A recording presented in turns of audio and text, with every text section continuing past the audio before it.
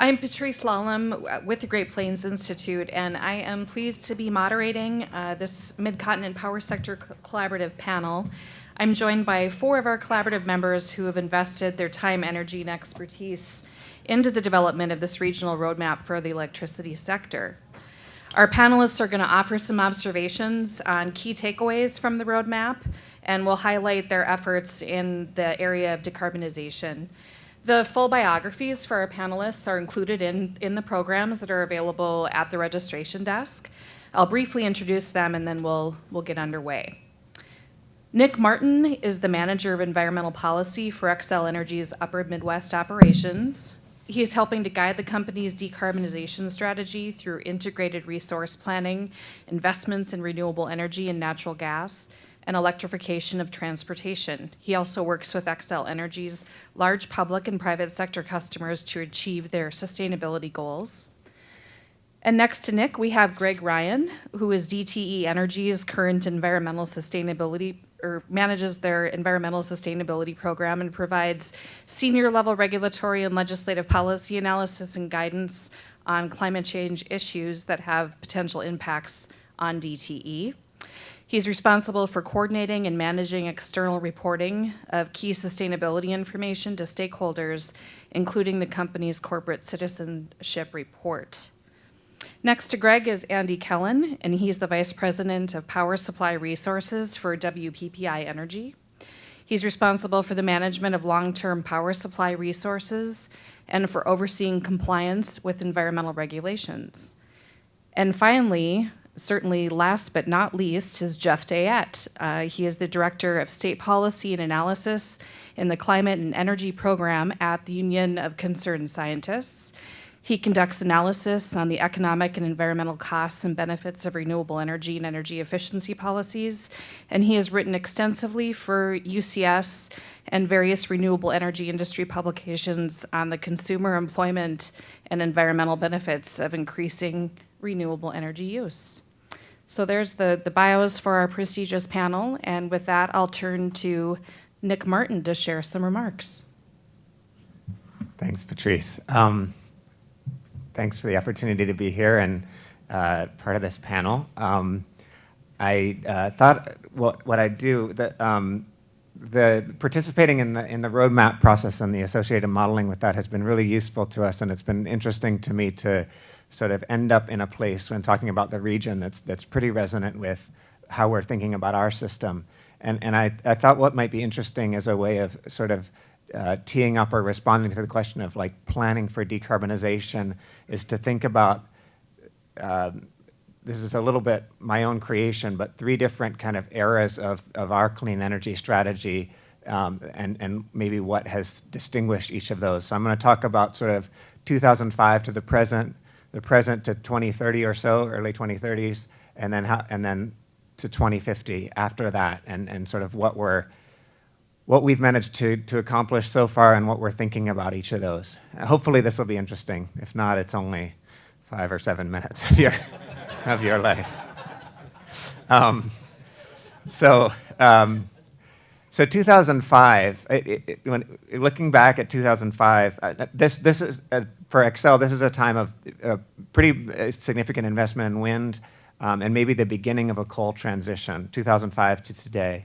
So, back in 2005, we had wind provided 3% of our energy. Today, 21%. We were the #1 wind provider in both of those years. So that gives you an indication of what, how much things have changed in the world of wind energy. And at that time, we were looking at wind and other things for RPS compliance. Now we're really looking beyond RPS compliance. Also during that, from 2005 to today, we had, definitely the beginnings of our coal transition strategy. We had a metro emission reduction project in the Twin Cities. We had Clean Air, Clean Jobs in Colorado, where we sort of identified some of the older, larger, and generally more urban coal plants and retired and repowered those. In some cases retired, some cases repowered those to gas. We've had a pretty important role for energy efficiency that has been important in avoiding carbon emissions, and we've met energy efficiency goals in our states. And we've had the benefit in the upper Midwest of 2 nuclear plants that sort of provided kind of a carbon-free foundation for our system, avoided about 10 million tons a year. So the result of that is that we've been able to reduce carbon emissions 35% since 2005. So it's a strong start on where we think we need to be going. We've been able to keep a pretty diverse fleet. We've kept electricity pretty affordable. Residential bills on average have been flat or a little declining in the last few years. And we haven't become very gas dependent. Gas is a small share, so we're not, some utilities have their transition from coal has been a transition from coal to gas. In Xcel's case, it's really been, gas plays an important kind of supporting role, but it's been a transition from coal to largely to renewables. So that's the first period. That's, where we find ourselves today is something low, 20 to 30% renewable in the mix. We've brought carbon down about 35%. So the next interesting period, which I have the most to say about since it's what we're in now, is more or less today to the early 2030s. And this I would characterize as our CEO likes to talk about steel for fuel. In other words, investing a lot of capital in wind and solar particularly, and avoiding gas and coal fuel purchase such that that investment results in a net savings to our customers. So the ability to invest capital but not increase rates more than the rate of inflation is our target. So in this period, and you could sort of divide this into two, for Xcel, the next 5 years are a period of extremely aggressive wind portfolio investment with great economics, taking advantage of the PTC. So overall, in this period from all the way to 2030, we'll take renewables from about 27% of our mix today to between 50 and 60% in 2030. And I'm going to come back to that in relation to one of the points in the roadmap. In the next 5 years, there'll be a lot of wind added to the system. We'll take our portfolio to above 10 gigawatts of wind across our states. I think there'll be more solar investment, especially in the 2020s, as costs continue to come down.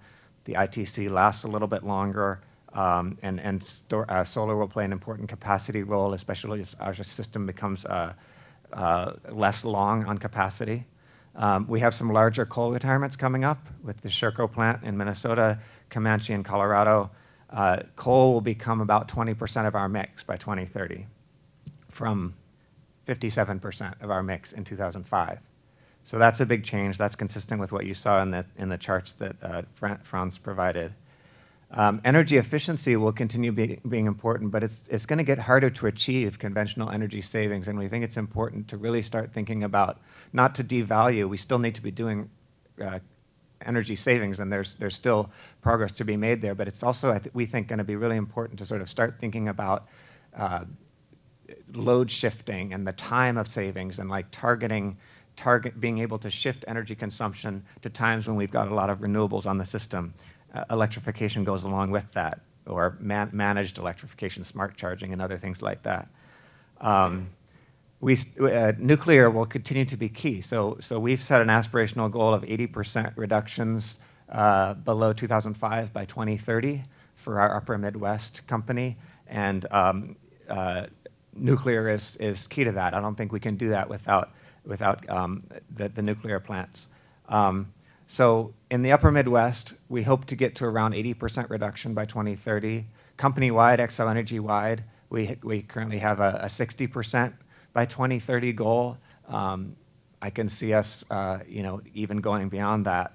And the other characteristic, I think, of these next 12 years or so is going to be a whole lot more distributed resources, both generation and demand side. Having to manage a much more complex system, a lot more electrification, a lot more storage. So that 2030 or so, in the early 2030s, we think we can be on on a good trajectory toward the deep decarbonization 2050 sort of targets that have been modeled in this roadmap.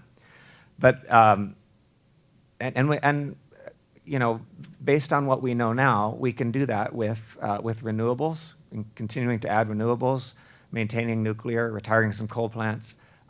In other words, without anything transformational in terms of, you know, some revolution in storage or anything like that.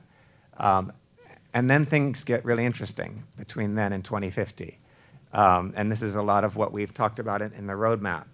So the period maybe beyond 2030 to around 2050, the question that I think we're dealing with as a utility and that, you know, as a region as well is what are the different paths? So what does deep decarbonization mean? Does it mean 80%? Does it mean 95 or 100%? Those are really different things to achieve. And which one of those you choose, what are the different pathways to get there? How much of that is renewables? How much of that is the kind of zero carbon flexible resources that we talked about in the roadmap? Those are big questions for us. So in a number of our states, there's an 80% economy-wide goal and various opinions on what the electricity sector should do to enable, certainly some people think, well, the electricity sector should almost fully decarbonize, and then we should electrify a lot of other things, and that'll help the economy get to 80% carbon reductions, because there's some sectors that really are going to, you know, not reduce that much at all. And if those add up to more or less 20% of the 2005 emissions, we've got to really work hard on everything else. So there's a range of opinions on that. In terms of different pathways, I mentioned that our goal in the resource plan that we're putting together now is to get to around 60% renewable by early 2030s. One of the conclusions of the roadmap was that the optimal, so to speak, renewables was around 35% to 60%.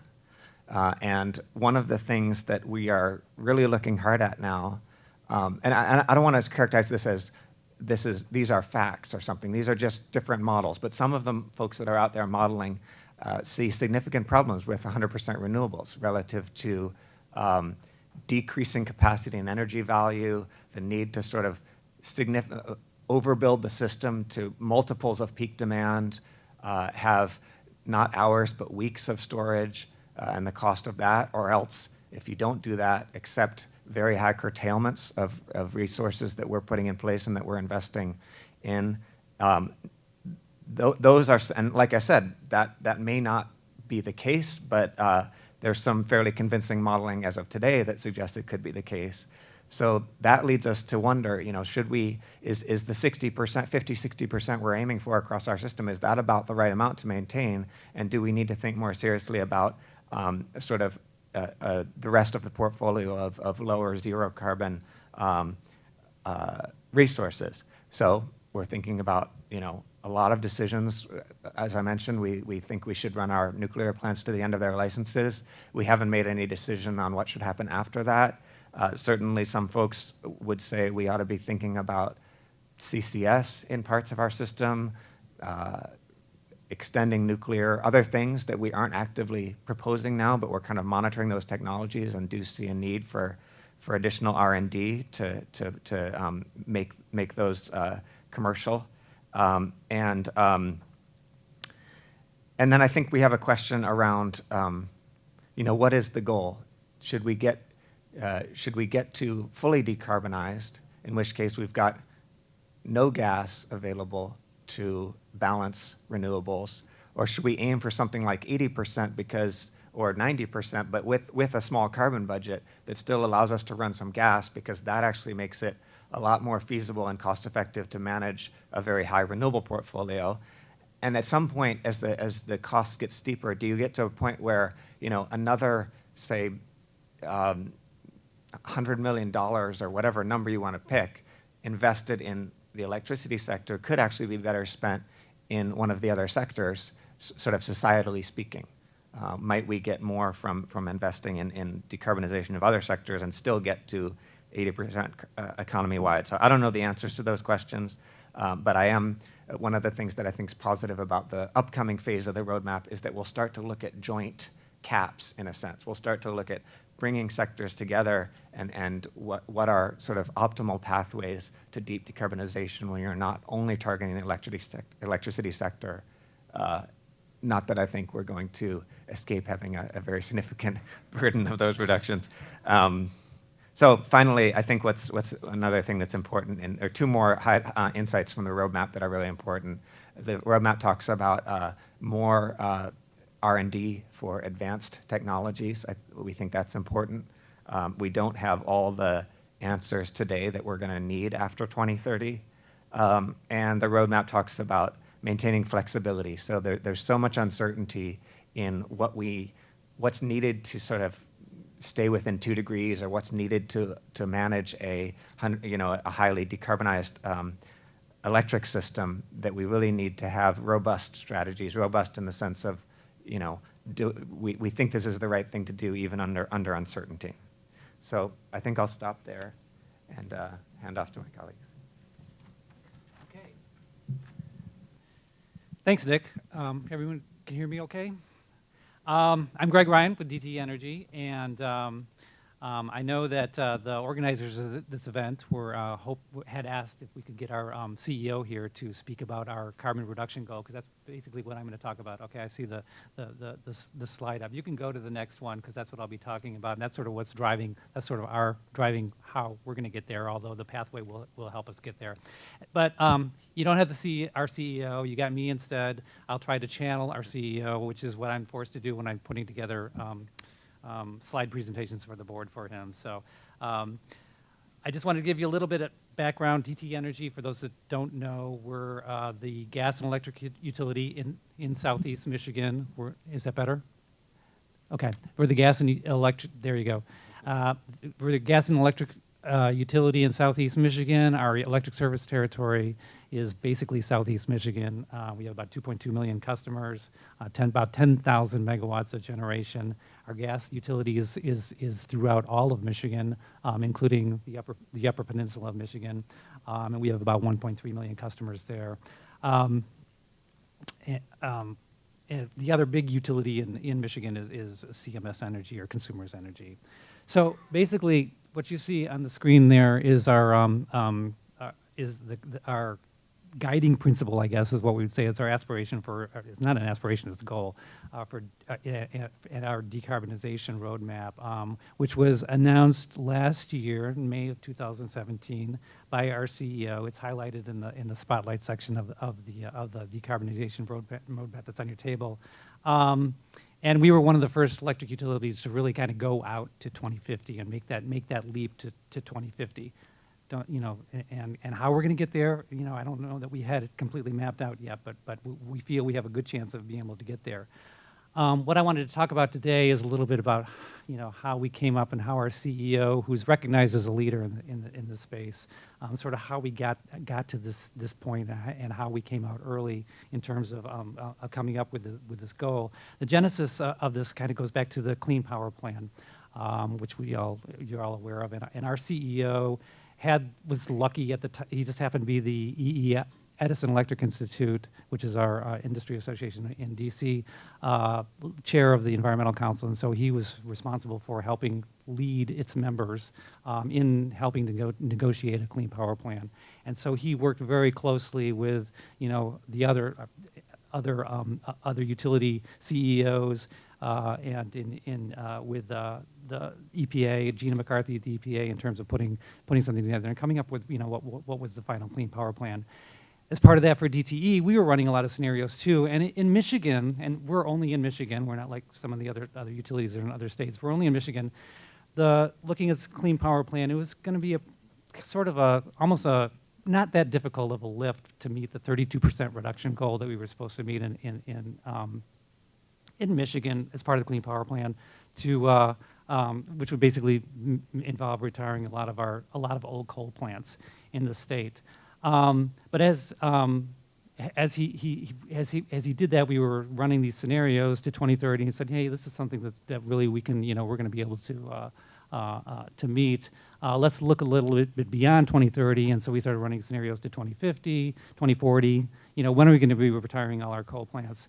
And he realized, and I think sort of the catalyst was after the election in 2016, it's like, this is something that we can take a leadership role on. I think what Franz had said earlier is, the believers out there and the believers in the 2050 pathway, he's a believer. And so looking at the life of our coal plants, how we're going to, the economics of natural gas and renewables, that we can do this. We also have a nuclear power plant, which we have renewed the license, so it'll be operating out to 2045. In terms of, so back in the state, in terms of our timeline around this, we've gone ahead.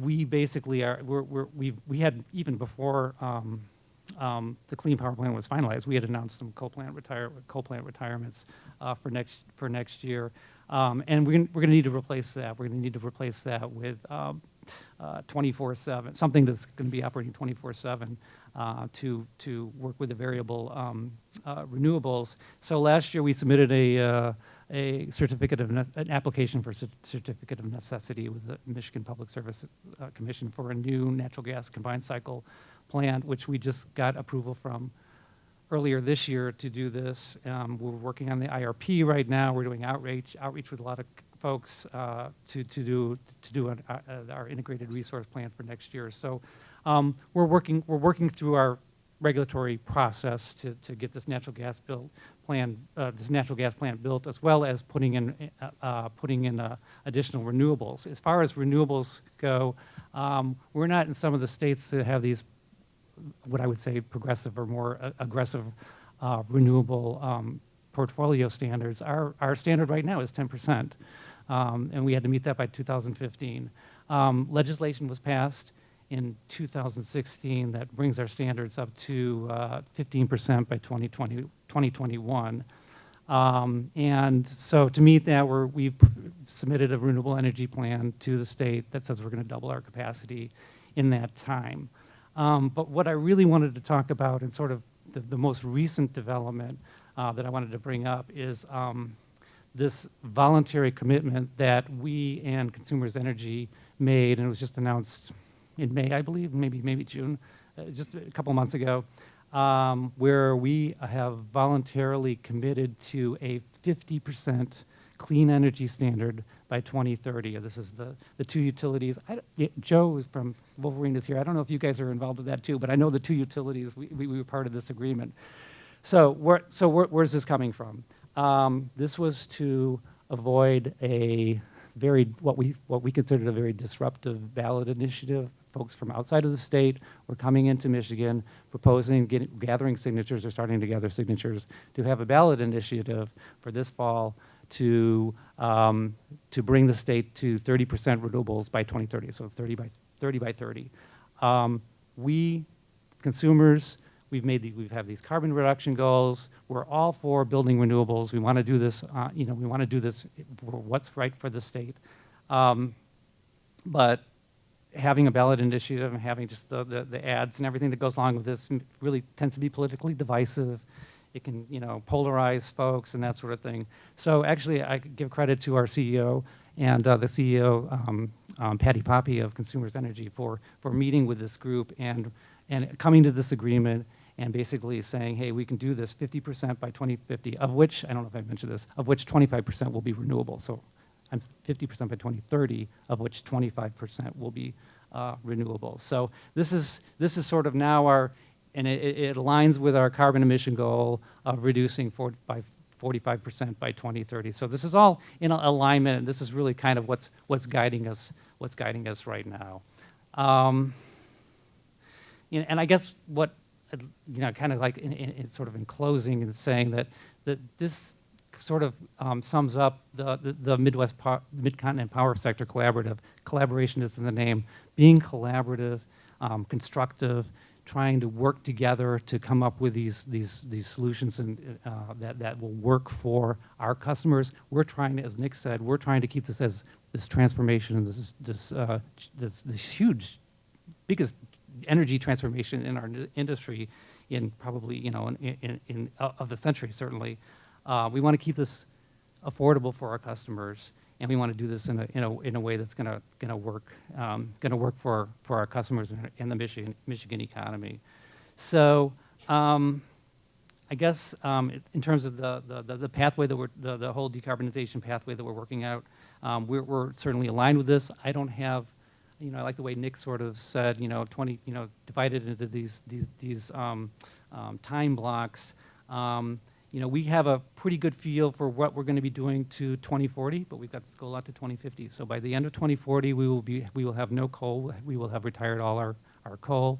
We will have we will be building natural gas to replace some of that coal, and we'll be building renewables. We don't know exactly what proportion and what some of the other technology, market, policy drivers are going to be out there. So I think this pathway is really helping us sort of let our folks know, these are the things we can play around with. These are the things that are out there that are going to influence our decision and our planning going forward.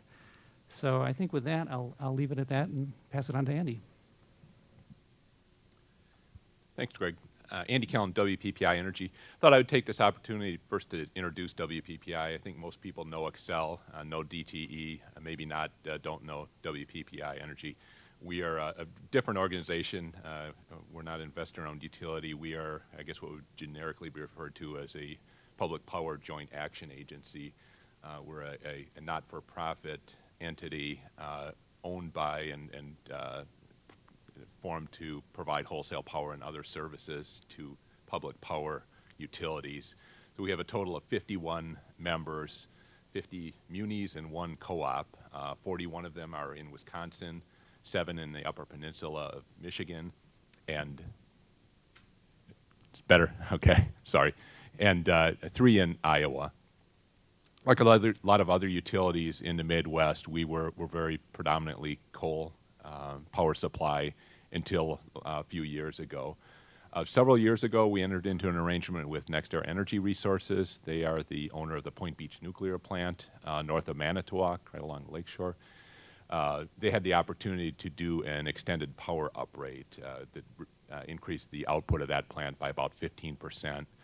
We entered into a power purchase agreement to buy all of that additional output. It's about 160 megawatts. I should mention our entire peak load is about 1,000 megawatts, so much smaller utility than DTE or Xcel. Made a couple of significant moves last year. So the Point Beach nuclear plant purchases still are major carbon-free resource.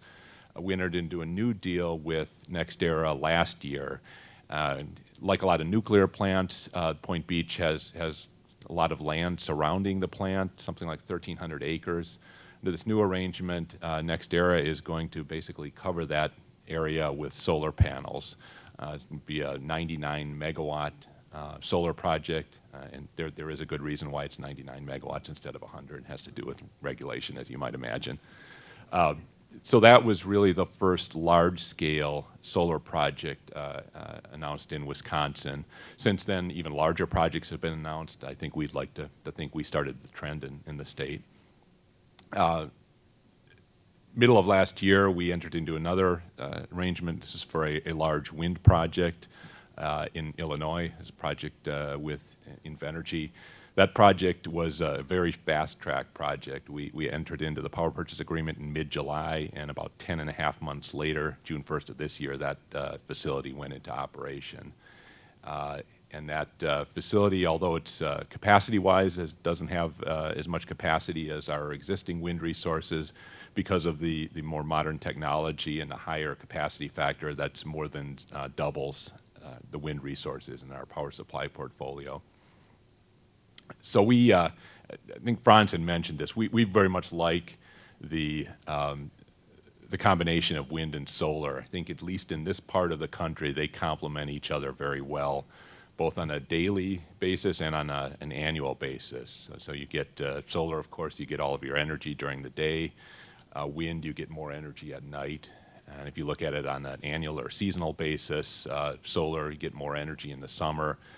Wind, you get more energy in the fall and spring, fall, winter. The other thing that I think we found, previous renewable resources that we entered into were really primarily from a compliance standpoint. We have a 10% renewable portfolio standard in Wisconsin. entered into a number of agreements for renewable resources back in the 2004, 2005 timeframe. It really was a matter of finding the lowest cost renewable resource, not necessarily the lowest cost resource. The two agreements that we entered into last year were purely based on the economics. We needed additional resources. We're well in excess of Wisconsin's renewable portfolio standards, so we didn't need to add renewables per se. But we found that, at least for what we were looking at, renewables were the least cost resource. So I think in looking out, getting to deep decarbonization, the deeper you go, the more expensive the incremental costs are to achieve those reductions. But I think we've been pleasantly surprised at least the initial steps down that path towards decarbonization can be done, not only not imposing additional costs on customers, but in just pursuing the path that's the least cost power supply. I think I will leave that. Okay. Oh. It's my own. Hello, everybody. Again, my name is Jeff Deyette, and I'm the Director of State Policy at the Union of Concerned Scientists. And I'm not a utility or a power agency. I don't represent them, but it's been fun these past 18 months, really, sitting down with these guys and playing with their resources and figuring out what they should be doing.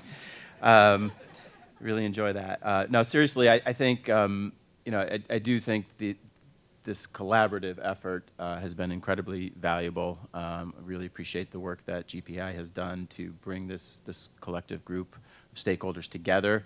Often, my organizations and my colleagues in the nonprofit environmental sector are often, at odds with some of the utilities in state legislatures or at regulatory commissions trying to work together. And you just don't have that opportunity for candid, constructive dialogue, sharing of information, noodling on numbers, really, coming to terms with, and understanding each side. And so, I think that this collaborative process has been, really valuable in moving that, in building relationships and moving that forward. So, really appreciate the utilities and all the stakeholders coming together to do that. And what I wanted to do just quickly is just highlight what I saw were kind of four key kind of takeaways from my perspective. I'm sort of representing the NGO community up here, but my comments do not represent the entire NGO community's perspective as part of this collaborative. I think we are equally as diverse in terms of our opinions on different pathways as some of the utilities that we're participating to. So these are coming from UCS. And first, it's just kind of restating the headline that I think that Franz and others have made really clear, which I think was really, important to restate, and that is that the region can achieve 80 to 90% decarbonization within the power sector by 2050 using existing technologies. That's an important thing, a really critical finding. And we should be saying that loud and a lot to different folks who still don't think that we can get there. And as part of that headline, the role that renewable energy, wind and solar play is a dominant role, as you could see in the charts that Franz was showing you earlier, under most of the pathways. And that sort of headline in and of itself isn't necessarily news or newsworthy. There are lots of other analyses out there. Judy showed one this morning, but other DOE studies, deep decarbonization studies at UCS, NRDC, the rhodium analysis is recently out showing similar type of things that we can get there under different pathways. What's really newsworthy is the group of folks that came together on this analysis and to work on it. And so I think that's really where the news is in this. And as a result, though, I think of this necessity for collaboration across divergent views. This analysis is in many ways maybe more conservative than some of the other studies that we've seen done out there.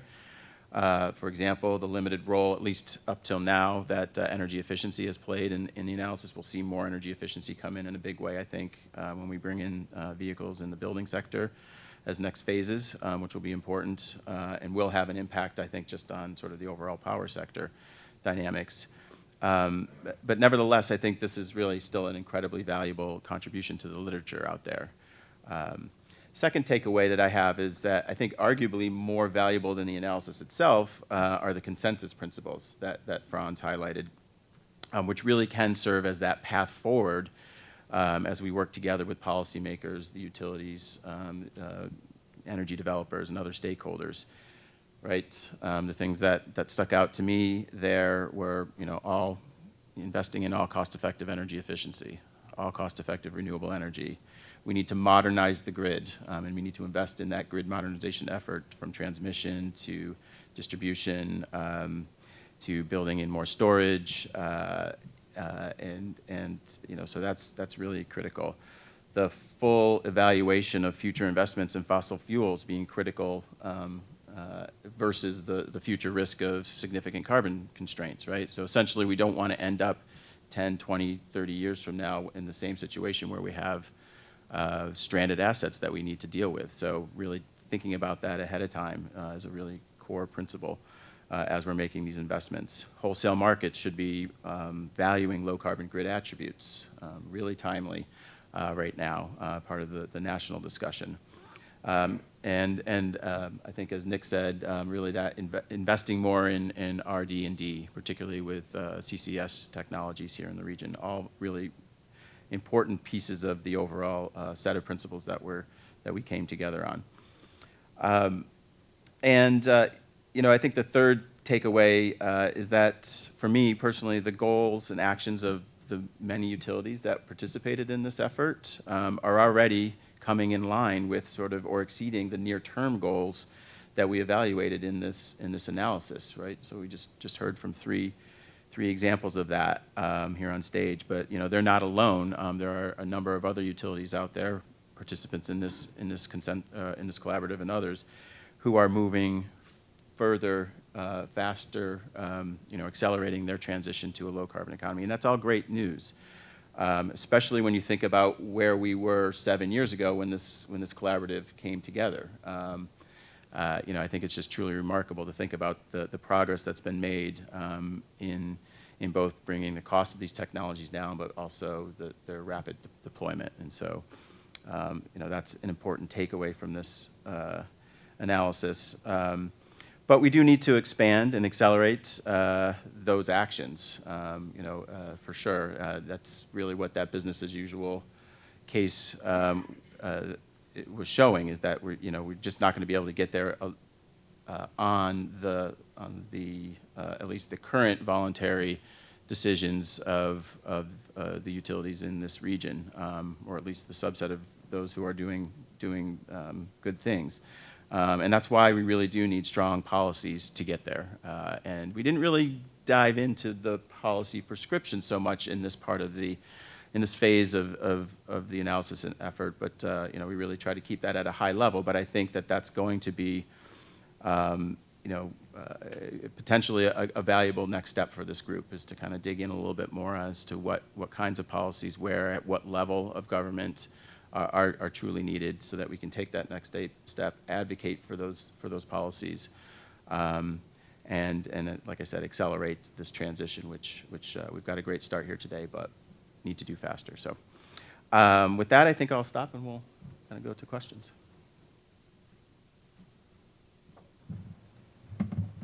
Thanks to all of you for your remarks. And Franz, do you want to maybe join us up here to take some questions?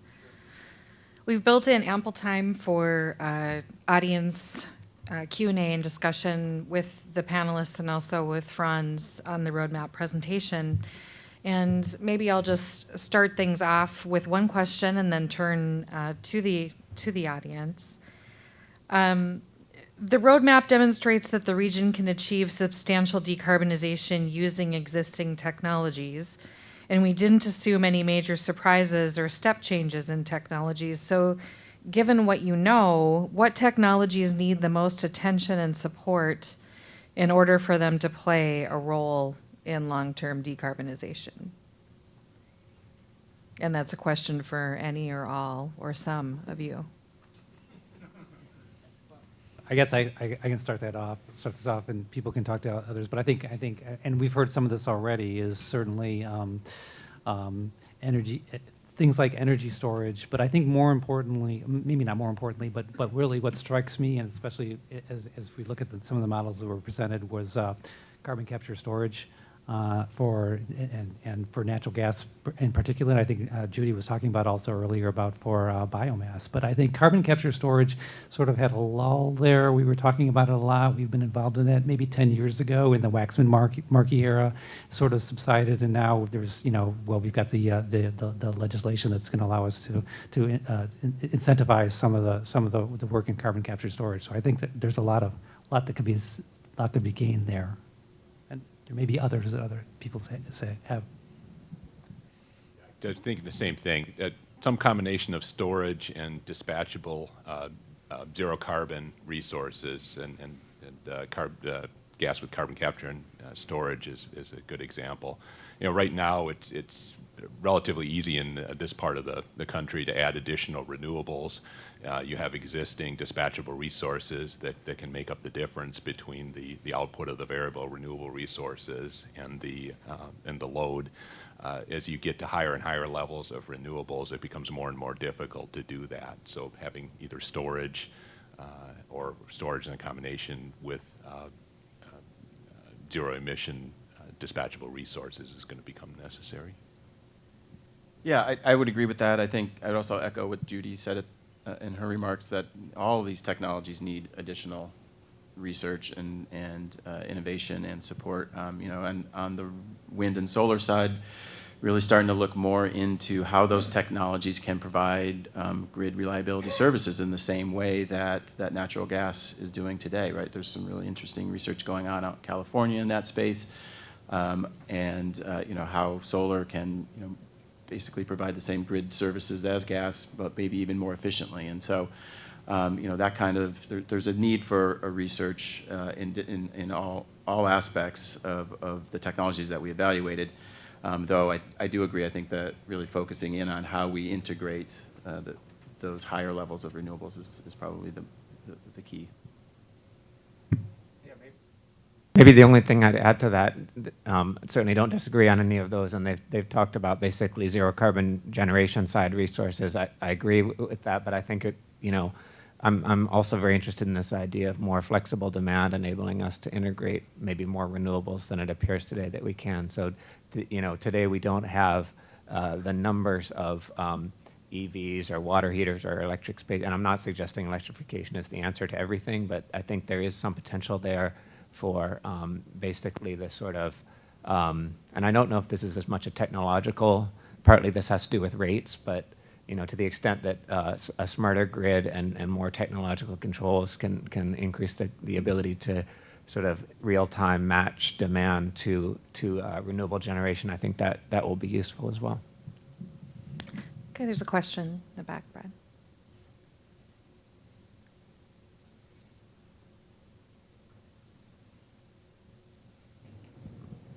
Just a quick question, picking up on something Andy said about right now we're able to integrate the amounts of variable generation that we're experiencing in the upper Midwest.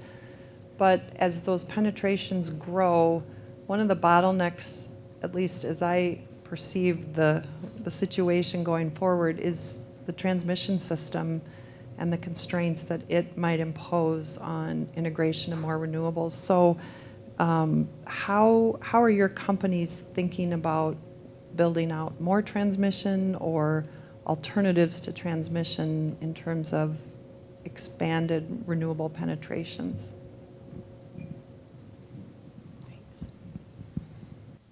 Not everybody at once. What I could just add is that for Michigan, we don't, since we're a peninsula, MISO requires a lot of our generation, or a majority of our generation, to be generated within the state. So transmission, I think, is probably less an issue for us than it is for some of the other states in the Mid-Continent region. I guess don't know what the answer is, but I think transmission is a very significant consideration. I think before we entered into the latest agreements for renewable resources, we went out for the request for proposals. and you see the prices for wind and just some eye-poppingly low prices for wind out west. But then you look at the transmission constraints to be able to move that power, and what the congestion does to the price or the value of those renewables, and it just you end up looking at wind that's actually closer, even though it's not as good a wind resource. Just when you take into account the transmission and the constraints that puts on it.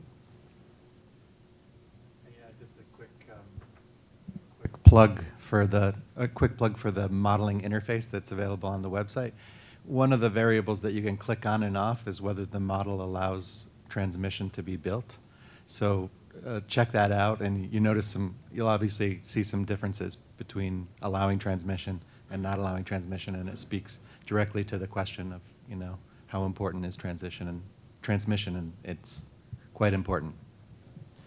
Yeah, and I think what you're highlighting is the need for utilities and states, as they are, putting these long-term decarbonization goals into practice, to coordinate with MISO in this region, and to ensure that the planning process is, started well in advance, that we're figuring out what resources need to be built where, so that they come online 10, 20 years down the road when we actually need them. And so, that's an important piece of the dialogue. So for those benefit of those participating online, if folks asking questions could introduce themselves. Hi, Elizabeth Cott-Reinders with Sierra Club.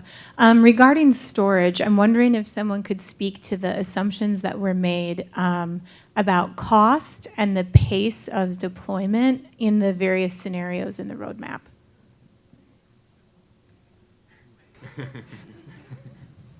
Can we call Evelyn to the stage?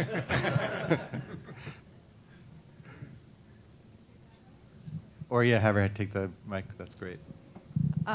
So I can't tell you the assumptions off the top of my head, but they came from an NREL set of scenarios that they did in 2017 as part of their annual technology baseline. They did what they call their standard scenarios, and we took their mid and low storage cost projections. So there is, in most of the scenarios and in the ones that Franz showed today, there's a pretty substantial decrease in storage costs. I want to say it's around about a 50% reduction from where we are today over time. And then we did a few scenarios that had an even lower cost trajectory. And you can find those online.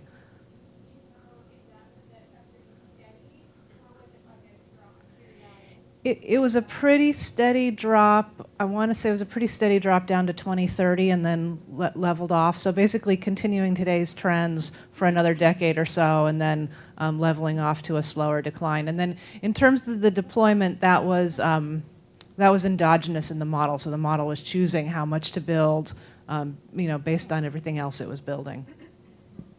And I would just add that, the reason the modeling portal is available on the website, or one of the reasons is it's just cool to play with. But one of the reasons is to be transparent about those assumptions, and you get to go in and toggle them on and off, or choose low or high or mid on various factors. So you can go in and say, well, I don't think it's going to be mid storage costs, it's going to be low storage costs, and you can have a look at that scenario and how it changes the mix. Yeah. It's a good point. Those numbers are actually on the portal. I had forgotten, but they're right there. So there's one more question back here. Thank you. Rachel Thackeray, NRDC. Excuse me. So I wanted to pick up on a lot of what was already been said around the MISO points. So transmission may not be a problem right now, but we read a lot about congestion, and as a utility, you would obviously care about the most cost-effective way to get to where you need, and transmission can obviously kind of enable that. And Jeff kind of mentioned this earlier, is given not just transmission, but also the importance of storage, demand response, or flexible resources, and how much those are enabled or disabled by market rules. I just wonder, do you have, as a utility, do you have any plan moving forward to start becoming more involved with MISO processes, because those deal with transmission, those deal with how demand response is valued, and hence how much demand response you can have on your system. Same for storage. It seems like what's happening in MISO would have a large impact on how you can get to the vision that you laid out in this roadmap. Thank you. I guess I would say we spend an awful lot of time in MISO advocacy efforts, and you're exactly right. I mean, we're very much at the mercy of MISO for transmission, and more so now for storage. The 841 FERC Order 841 compliance, how they handle that's going to have a big impact on the build out of storage. So. Yeah, we do spend an awful lot of time in Carmel and Egan and on conference calls, and that is very important. I definitely agree with you on that. There was a question up front. Oh, sorry, someone else going to speak? No. Okay, you were, sorry. Alexis Kane, U.S. Environmental Protection Agency. The generation mix scenarios under the decarbonization options that Franz showed seemed to me, I was a little surprised at the continued increase in gas as compared to renewables, at least through about 2035. I mean, solar doesn't really show up as a significant generation source until 2035 under either of the scenarios. And it seems like there's more growth in natural gas than wind, also up through about 2035. Could you comment on that? Are there scenarios under which you could see more aggressive renewables deployment and less building of natural gas that will eventually be stranded? The first thing I'd want to clarify is solar in this analysis is utility scale solar, not distributed solar, so that's not in there.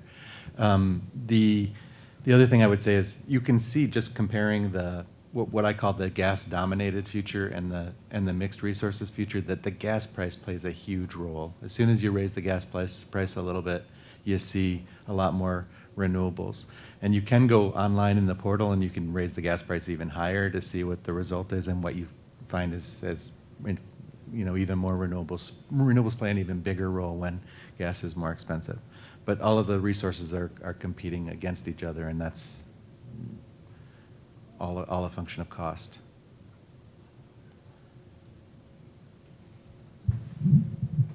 Yeah, I noticed that as well, and was actually kind of surprised in seeing that. I think at the level of modeling and region-wide, it's explained by what Franz talked about. Our system doesn't look like that, because I think gas, even if it's very economic, even if we assume a low price, is playing a role. It's playing many important roles. But not as a predominant energy resource. You know, it's a capacity resource. It's renewable integration. We have some, particular statutory mandates in our states where we need to explore, all renewable replacement for retired units and stuff like this. So we don't see that happening on our system, even when we do low gas price sensitivities. Yeah, I said in my comments, I thought in many ways what we presented here is a more conservative case, and this is part of that.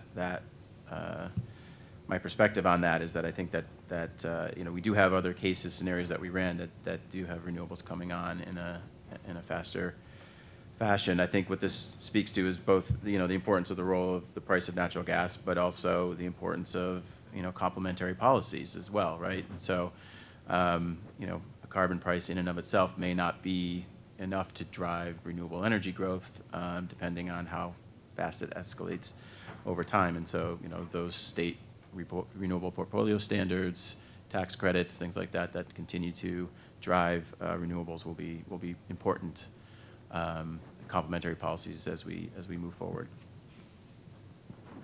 I think part of it, I talked about how adding to our power supply, we found that renewables were the most attractive resource. A lot of that is driven by the current state of tax credits.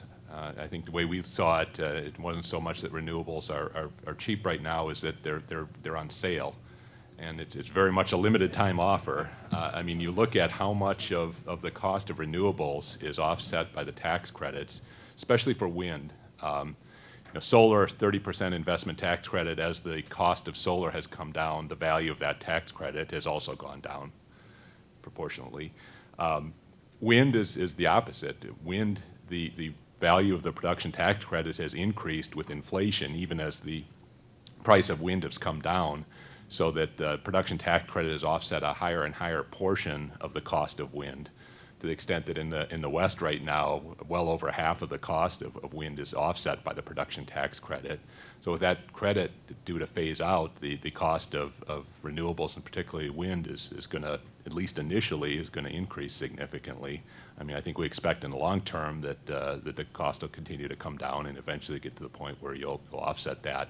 But at least in the early 20s, we would expect that renewables prices are going to be higher than they are right now. Other questions?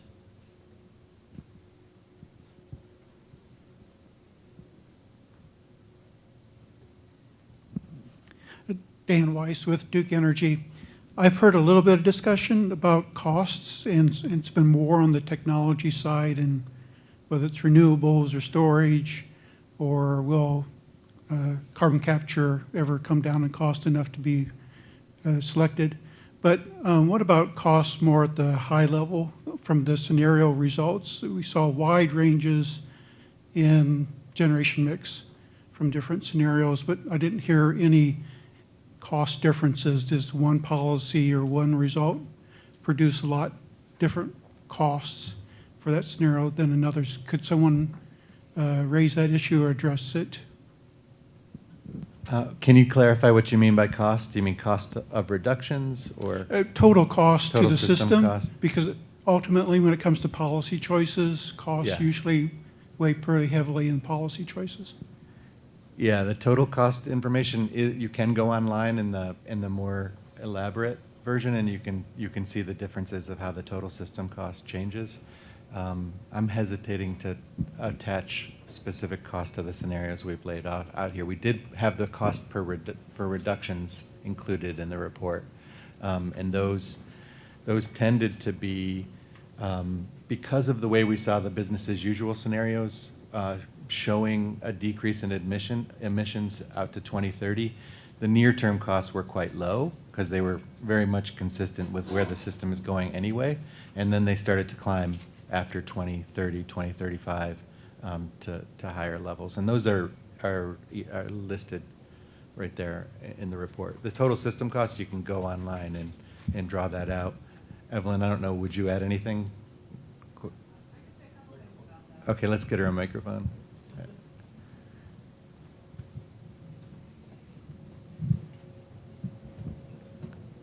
So by far the biggest driver of costs in the system, as with everything else, is natural gas prices. So the difference between the low gas price scenarios and a similar scenario that has a medium gas price is about 7% in the total system cost. And that dwarfs the cost of the decarbonization policies on a net present value basis. So an 80% reduction scenario costs 1% to 2% more on a net present value basis than its corresponding no policy scenario. And the 95% reductions are somewhere in the 3% to 4% range. So about half as much as the difference between just a BAU that has low gas prices or medium gas prices. It's really just an incredibly potent driver of everything in the system. I guess I would just add that I wouldn't, at this point, read too much into the cost, because this is phase one of this analysis. We need to build in the other two components of this, and you saw with the area charts that Franz showed you earlier, energy efficiency is not playing a substantial role in these cases at this point in time. We expect that that will change dramatically when we bring the buildings into the sector into this. And we know that's where you get a lot of your offsets of investment costs is through energy efficiency. And so I guess I would just caution us to hold off and wait until we have that complete picture to really dig in on the comparison of costs versus different pathways.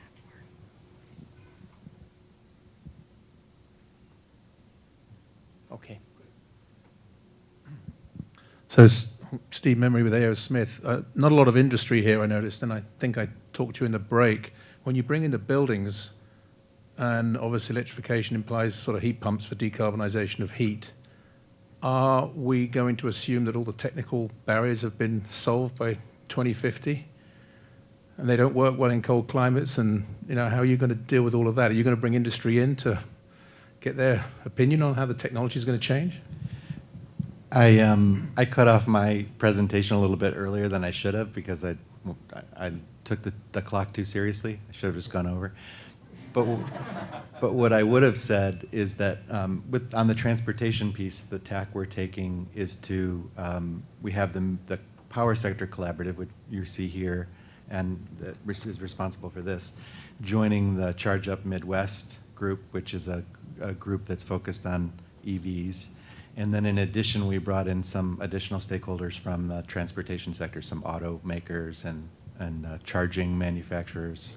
And so we very much intend to do a similar augmentation of the group when we look at buildings. And I said this to you in the break, but I'm glad you raised the question so I can say it to everybody.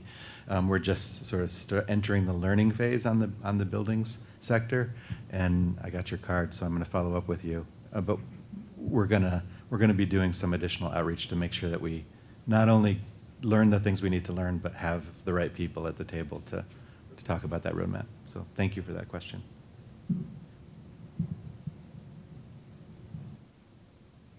Any other questions? Otherwise, I think, Patrice, you have questions for the panel? I do. I've kept them on the hot seat. I scared them early on, told them I was going to throw a couple of curveballs at them. Building on, I guess, what Franz commented on, so we'll be turning next with the collaborative to transportation electrification. So can you say more about what is needed to make EVs a bigger part of the transportation mix, and what are and can utilities do in this area to move things forward? I can start.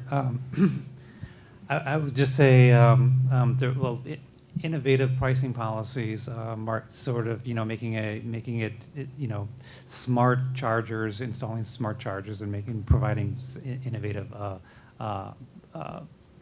basically rate structures for those people that own EVs, as well as providing rebates. There's a lot of things that we're already doing under an energy efficiency in our energy efficiency programs in our state, and I think sort of transferring some of that over to the EV sector and to promote EVs is something that we can, utilities could work on. Yeah, I'd say the same thing. I mean, there are a lot of things utilities could do as far as subsidizing the installation of charging stations. But one thing that utilities, really only utilities can do is setting rates to encourage electric vehicle adoption. In a lot of ways, EVs are kind of the perfect time of use electrical load. It's kind of difficult to convince people to wait until after 8 o'clock to start their washing to save a few cents on time of use rates, whereas electric vehicles is very easy to set them up to start charging at a certain time. So if you provide the right incentives to have people charge at the times when the electricity costs are lowest, I think there's a very good synergy there. I would agree with that. 80% of charging happens at home for an electric vehicle, for a typical light duty vehicle. So we're certainly thinking about those ways to make that piece of the puzzle easier for a customer to then choose to have an EV. So some of that has to do with, as my colleagues have mentioned, competitive time of use rates that incent people to charge when energy is both cheaper and lower carbon, and we've been working on some things relative to making that easier by kind of eliminating the requirement for a second meter or some of these things. Certainly utilities could think about, helping through rebates or other mechanisms to help cover the cost of those things. There's some other segments besides home charging that we're thinking about relative to working with fleets and with on DC fast charging corridors. And I think most of what we're doing there has to do with make-ready infrastructure investments to sort of try to help cover the cost of distribution system upgrades and upgrades needed up to the base of the charger to help make that an easier to defray some of the cost or convert some of that cost from a capital expense to an operating expense for folks who have a fleet or who are trying to put in a DC fast charging station. And I think there is general agreement that utilities can do that kind of thing. There's certainly a lot of filings out there related to that, and we do need to be able to make a good case that that kind of investment benefits all customers, not only the customers who have the fleet or the DC fast charger. So I think we can make that case. I think there are a lot of sort of benefits to the grid, benefits to society in terms of reduced emissions that we can play out a rationale for how a certain amount of utility investment helps there.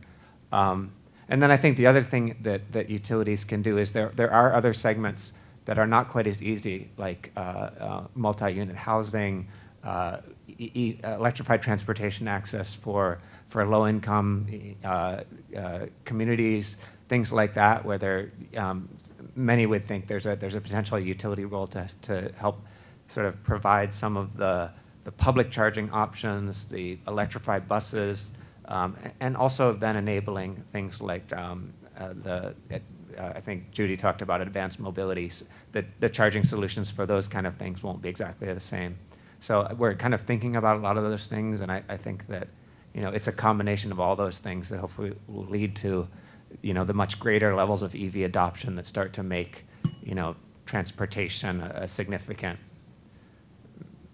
lever for decarbonization, but also a significant lever for integrating more renewables into the grid and so on. Anyone else on the panel have comments? So I have another question for Nick, unless there are additional questions from the audience. Judy. Nick dodged a bullet there. I was just going to make a comment. Maybe people have comment on my comments. On vehicle electrification, one of the things that we learned in our process, and I think this is becoming more and more well-known, is that if you move from an individual vehicle ownership to a fleet ownership model, then electrification is a lot easier, because for the most part, we use our vehicles about 4% of the time. Typical light-duty vehicles spend 96% of their time parked. So if you shift over to a fleet ownership model where you use the vehicles more and you have mobility as a service and they take lots of people to lots of places, then the economics of buying an electric vehicle works out much better. And so you can wind up getting, that helps you with electrification. And I guess my only point is there's a lot of interaction between what's happening, all these revolutions that are happening in the transportation sector, and what the costs are and what the adoption possibilities are for electrification. And one other thing I'll note, another quoting somebody who answers things smarter than I do, is Robin Chase, who founded Zipcar, said that the main innovation that really matters, or the set of innovations that matter going forward, are using IT, information technology, to deal with use excess capacity. So we get better utilization of all our resources using information technology. And if you think about things like Lyft or Uber, that's what they're doing. They're using information technology to better utilize our resources. Similarly, demand response, using our whole system better, and storage. A lot of these technologies are using information technologies that we use our assets better, and that helps us get to the best economic solution as well. So if anyone wants to comment on that, they're welcome. I'll make one comment there, Judy. Thank you. One way to look at the roadmap that we released today is it's very much a supply side, a set of, can we get there using supply side solutions? And the conclusion was, yes, you can. And then the next couple of steps that we're taking, both on transportation and buildings, is to think much more about the demand side, which is such an exciting area, both in terms of can you manage the demand and how is the demand going to change? And your point is well taken, that demand could be different, the way that we think about demand in these end user sectors is shifting and may shift more.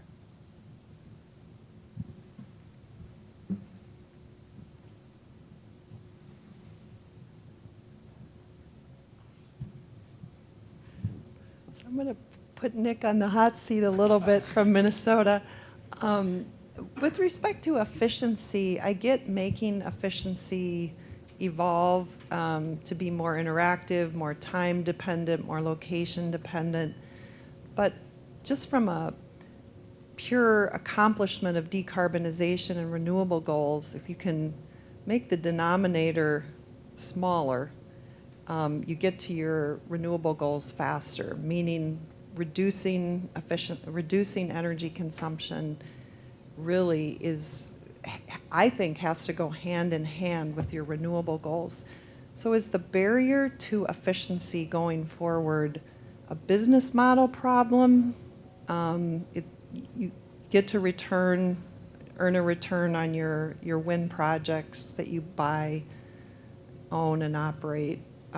Efficiency, not so much. So is it something for us regulators to really pay attention to on the energy efficiency side? Because I hate to see energy efficiency diminish from a pure savings perspective. I understand the need to have it expand to include more interactive, time-dependent, location-dependent. So give me some advice. Okay. So there's multiple layers here of danger for me because Commissioner Lang is our regulator, because I'm not a DSM or efficiency person per se, and because there are currently open discussions at the Commission, I think, on some of these topics. So I'm going to do my best. So I think your point about decreasing the denominator to make renewable percentage requirements or even our own voluntary goals shift higher is a really interesting one. I'd actually never thought of that, and that's absolutely true. I think that we, in terms of the Conservation Improvement Program in Minnesota, sorry, one of these things that we always just use the acronym and forget what it actually stands for, involves many things. It involves a 1.5% annual energy savings mandate, as well as a number of different incentive mechanisms and things that qualify for that. And I don't, I think we have been able to exceed that mandate, and we have we like to say we've avoided, this is a company-wide statistic, Xcel Energy-wide statistic, but we've avoided 20 power plants through that, and we put it on our chart of like a key plank in our carbon avoidance strategy too. So I'm not trying to de-emphasize in any way the contribution of pure energy savings that we've done to date to our clean energy strategy. And when I talk with our DSM program folks, they talk about things like the goal potentially getting harder in the future because LED bulbs are a huge portion of it, and once that's all turned over, or as codes and standards change, and you can, more efficiency is happening, but the utility can't take credit for as much. I'm speaking a little bit outside my expertise here, but they talk about things like that.